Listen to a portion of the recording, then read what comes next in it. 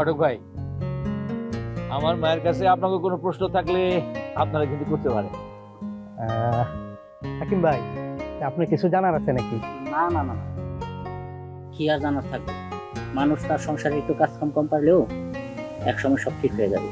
এসব আগের প্রশ্নের কোনো প্রয়োজন নেই।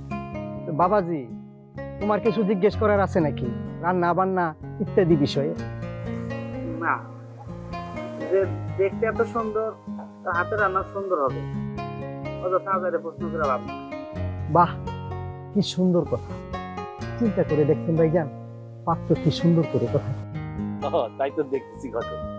পকেটে হাত দেন আপনি। আপনি দেখছি টাকার বেলায় বেশ কিপটা।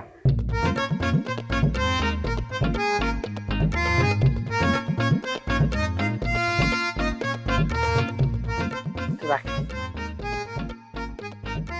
মাজরুনি, এবার আপনি আসতে পারেন।